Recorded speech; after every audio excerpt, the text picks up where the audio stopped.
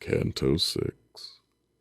In coming to, my mind had shut its door, pitying those two kinsmen and their tale, confounding me and covering me with sadness.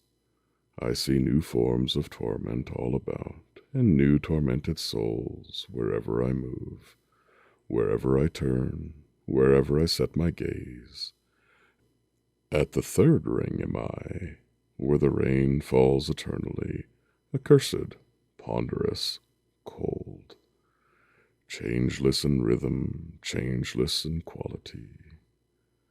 Thick knobs of hail, snow, waterfowl as ink, pour down forever through the gloomy air and soak into the ground to make it stink. Cerberus, the bizarre and cruel beast, with his 3 gullets, barks like a great dog over the spirits drowning in that paste. His eyes are bloody, his scruff is slick and black, his paunch is huge, his paw hands clawed like hooks to snatch and skin and shred the souls to bits. The downpour makes the spirits yowl like dogs. They roll upon one side to shield the other. Those desecrating wretches turn and turn. When Cerberus, that great worm, caught sight of us, he bared his fangs and opened his maws wide, his muscles taut, and not one holding still.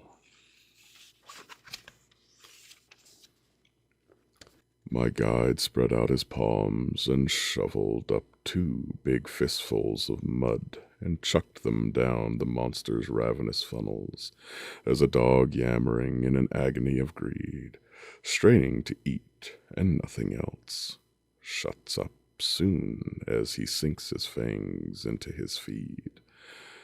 So did those greasy mugs of Cerberus the demon, who so thunders at the souls they wish they could go deaf. We took our way, passing above the shadows and the press of that thick rain, and fixed our souls upon what seemed their persons, but was emptiness.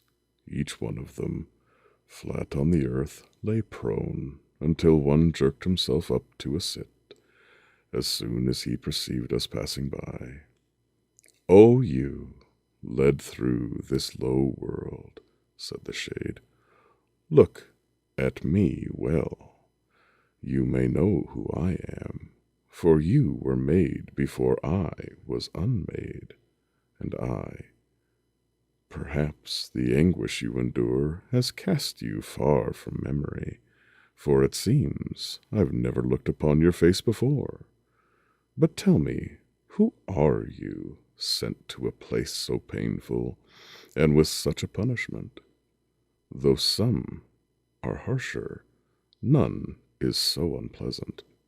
And he to me, your city, so stuffed full with envy that the sack's mouth spews it up, once held me in the calm and sunlit life.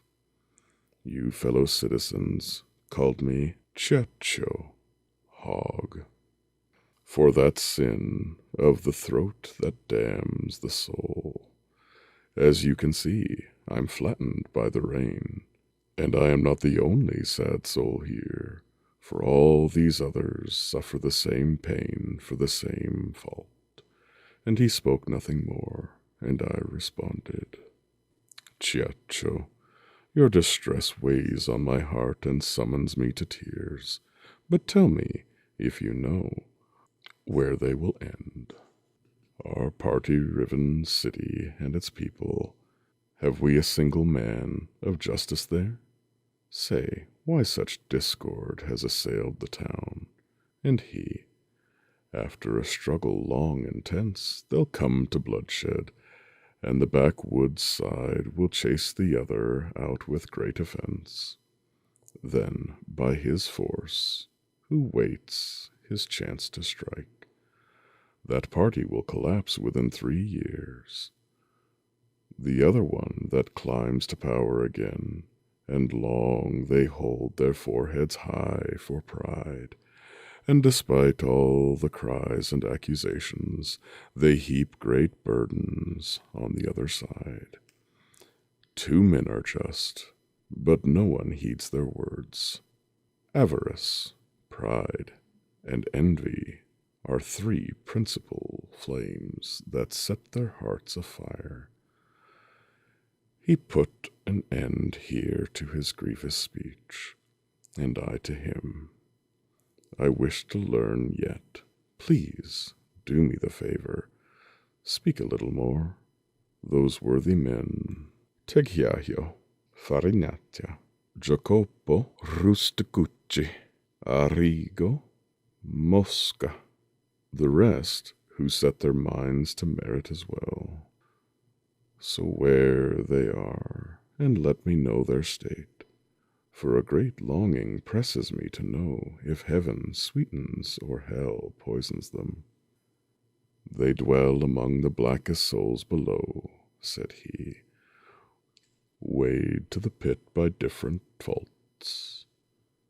Go far enough, and you will find them all. But when you have returned to the sweet world, I beg, remember me to someone there. I say no more, and no more will respond. His eyes that held me rolled a squint. He stared at me a moment, hung his head, and fell flat with the other sinners, blind as they. And my guide said to me, he wakes no more till roused by the angelic trump of doom, when he will go to face the hostile power. Each man shall see again his woeful tomb, shall reassume his flesh and form, and hear his sentence thundering through eternity. So we passed on through that polluted mix of soul and slush, with slow and thoughtful steps, touching a while upon the life to come. And I said, Teacher, for these torments here, after the final sentence will they grow, or ease a bit, or stew as sharp as now? He, turn to your philosophy again, which shows that when a thing at last is whole, it feels more pleasure, so it feels more pain. For all that these accursed folk cannot come to their true perfection and man's end, they look to be more perfect then than now.